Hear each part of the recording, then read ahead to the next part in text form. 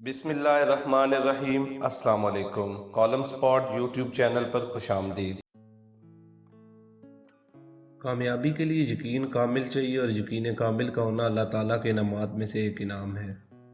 تمام موسم ایک جیسے نہیں ہوتے، اور نہ ہی تمام دن ایک جیسے ہوتے ہیں۔ رات کے بعد دن آتا ہے، اور دن کے بعد رات۔ رات جتنی بھی طویل کیوں نہ ہو جائے، بالآخر صبح ہو کے ہی رہتی ہے۔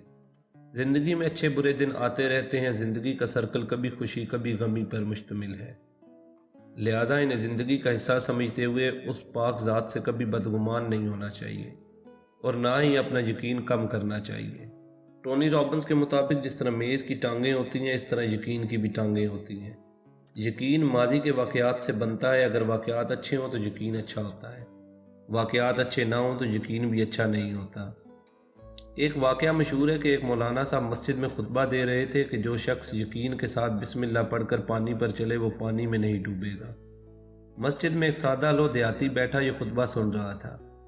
کافی عرصہ گزرنے کے بعد وہ دیہاتی دوبارہ اس مسجد میں گیا تو اتفاق سے مولانا صاحب وہی بات ارشاد فرما رہے تھے کہ یقین کے ساتھ بسم اللہ پڑھنے سے بندہ پانی میں نہیں ڈوبتا۔ جب دیہاتی نے یہ بات سنی تو کھڑا ہو گیا اور کہنے لگا، آپ سچ فرما رہے ہیں مولانا صاحب۔ بہت حیران ہوئے اور پوچھنے لگے، وہ کیسے؟ اس نے جواب دیا، 2 سال پہلے جب آپ نے یہ بات کہی تھی، اس دن سے آج تک میں دریا کے قریب جا کر بسم اللہ پڑھتا ہوں اور دریا پار کر لیتا ہوں۔ مولانا صاحب نے کہا، مجھے بھی پانی پر چل کر دکھاؤ۔ وہ دیہاتی مولانا صاحب کو دریا پر لے گیا، بسم اللہ پڑھی اور پانی پر چلنا شروع کر دیا۔ اس نے مولانا صاحب کو بھی پانی پر چلنے کو کہا۔ مولانا صاحب جیسے ہی بسم اللہ پڑھ کر پانی میں اترے تو ڈوب گئے۔ معلوم ہوا کہ مولانا صاحب نے بسم اللہ تو پڑھی تھی، لیکن اس کے پاس یقین نہیں تھا۔ جس کے پاس پختہ یقین ہو وہ پار چلا جاتا ہے، اور یقین کے بغیر والا درمیان میں ہی رہتا ہے۔ جو یقین سے قدم اٹھاتا ہے، منزلیں اس کو سلام کرتی ہیں۔ ولیم جیمز کہتا ہے، ہماری زندگی میں توقعات کا بہت بڑا کردار ہوتا ہے۔ توقعات سے رویے جنم لیتے ہیں، اور رویوں سے نتائج بنتے ہیں۔ جیسے ایک مثال مشہور ہے کہ 10 دوست ایک ہوٹل میں کھانا کھانے گئے۔ کھانے کی میز پر انہیں خیال آیا کہ آنے والے سال میں جو ہماری توقعات ہیں انہیں لکھنا چاہیے۔ سب نے اپنی توقعات اپنے اپنے کاغذ پر لکھی اور انہیں ہوٹل کے مینیجر کو دیتے ہوئے کہا کہ ہم 1 سال بعد دوبارہ یہاں آئیں گے، آپ ہمارے کاغذات محفوظ کر لیں۔ جب وہ سب دوست 1 سال بعد دوبارہ اسی تاریخ پر اکٹھے ہوئے تو 10 کے بجائے وہ 9 تھے۔ انہوں نے مینیجر کو بلایا، کاغذات لیے اور اپنی اپنی توقعات کو پڑھا۔ ان سب نے جو توقعات لکھی تھی ان میں اکثر پوری ہو چکی تھی۔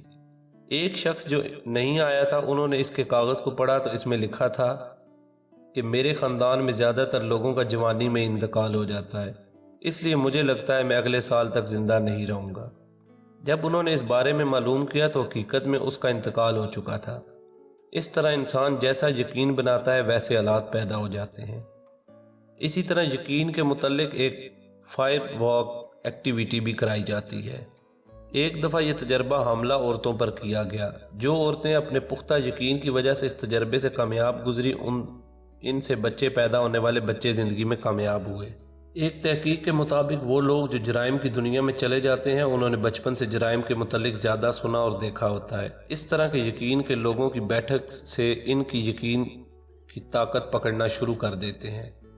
سوچ اور یقین کے آپس میں تانے بانے جڑے ہوتے ہیں۔ جس چیز کو طویل عرصہ تک سوچا اور سنا جائے وہ یقین بن جاتا ہے۔ جس طرح پودے کو پانی اور توجہ دی جائے، اسی طرح کچھ چاہیے یہ طے کر لینا چاہیے۔ جس طرح پودے کو پانی اور توجہ دی جاتی ہے، اسی طرح کچھ یقین ایسے ہوتے ہیں جن کو لاشعوری طور پر پانی اور توجہ دی جا رہی ہوتی ہے۔ ان سے بننے والے نتائج بعض اوقات موافق نہیں ہوتے۔